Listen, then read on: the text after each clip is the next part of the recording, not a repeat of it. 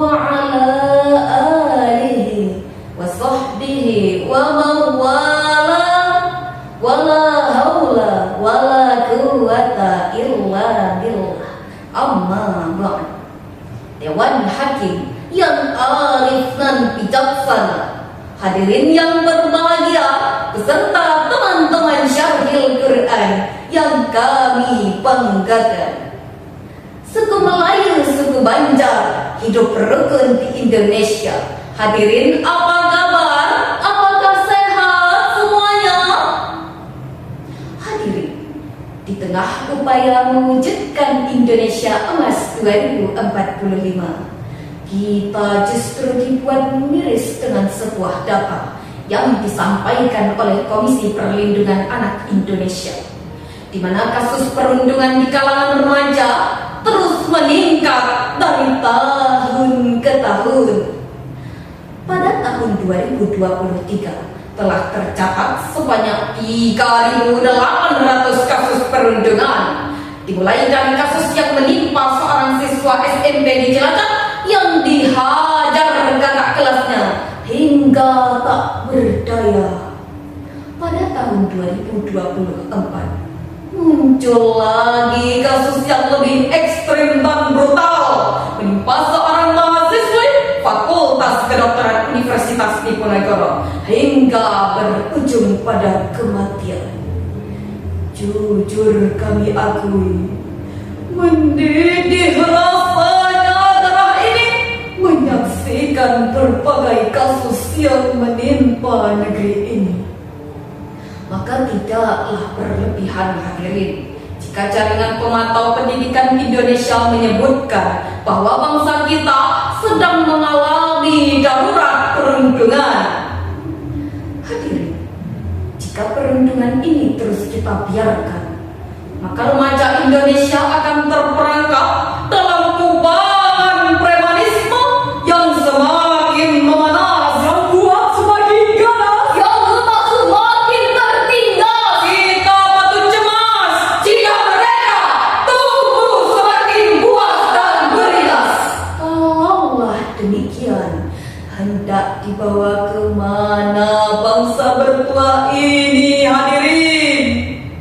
Oleh karena itu, pada kesempatan yang penuh ukhuwah ini, kami akan menyampaikan sebuah syarahan Al-Quran yang berjudul Mengeliminasi Perundungan di Kalangan Remaja sebagai landasan awal di dalam Al-Quran Surah Al-Hujurat ayat 11 yang akan dilantunkan oleh qari'ah kami berikut ini. A'udzubillahi minasyaitonirrajim.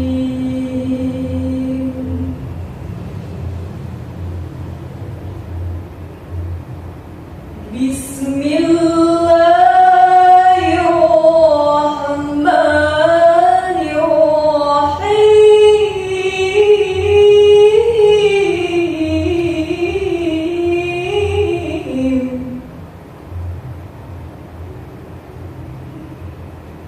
Ya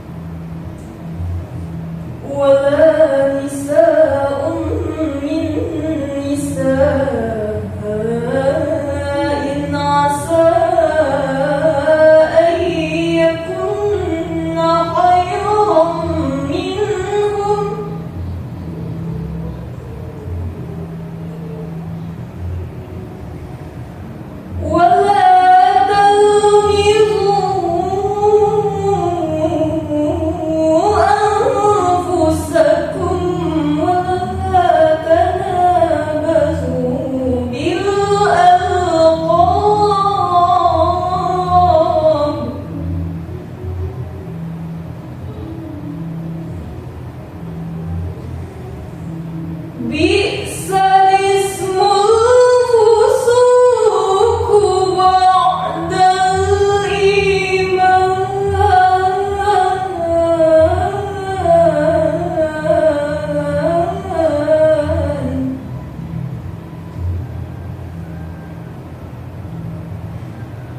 Wa man lam yatub fa'ulaika hum zalimun. Hamba berlindung di bawah kuasa Allah dari usikan setan yang tertutup dengan menyebut asma Allah yang maha pengasih lagi maha penyayang. Wahai orang-orang yang beriman, janganlah suatu kaum mengalahkan kaum yang lain, karena boleh jadi mereka yang dialahkan itu lebih baik daripada mereka yang mengalah-alah. Dan jangan pula perempuan-perempuan mengalah-alah perempuan lain, karena boleh jadi perempuan yang dialah-alahkan itu lebih baik daripada perempuan yang mengalah-alah. Janganlah kamu saling mencela dan saling memanggil dengan julukan yang buruk. Seburuk-buruk panggilan adalah panggilan fasik setelah beriman. Siapa yang tidak bertaubat, mereka itulah orang-orang yang zalim. Hadirin masyaallah muslimin wal muslimat rahimakumullah. Profesor Dr. Wahbah As-Suhaili di dalam tafsirnya Al-Munir jilid ke-26 halaman 253 mengatakan bahwa ayat tadi setidaknya mengandung 3 larangan dalam bermuamalah sesama manusia. Yang pertama, Allah Subhanahu wa taala melarang kita untuk mencaci, menghina dan mengolok-olok orang lain. Yang kedua, Allah Subhanahu wa taala melarang kita untuk mencela baik dengan perkataan maupun isyarat. Dan yang ketiga, Allah Subhanahu wa taala melarang kita untuk memanggil orang lain dengan panggilan yang dibenci. Hadirin, secara umum mengeliminasi perundungan di kalangan remaja sudah banyak diupayakan melalui pembenahan kurikulum pendidikan, peningkatan sosialisasi dan edukasi, penguatan undang-undang hingga pembangunan infrastruktur yang memadai. Namun hadirin, kita tidak mungkin menutup mata. Fakta di lapangan menunjukkan bahwa angka perundungan di kalangan remaja masih saja terus melambung tinggi. Cacian dan makian terus terjadi. Bullying masih marak kita temui. Kekerasan dan kekejaman semakin menjadi-jadi. Bahkan banyak yang sudah frustasi hingga berujung pada bunuh diri. Nauzubillah, summa nauzubillah. Dari kondisi tersebut timbullah pertanyaan, bagaimanakah cara kita mengeliminasi perundungan ini? Sebagai jawabannya di dalam Al-Quran surah At-Tahrim ayat 6 berikut ini. Ya ayyuhalladzina amanu qu anfusakum wa ahlikum nara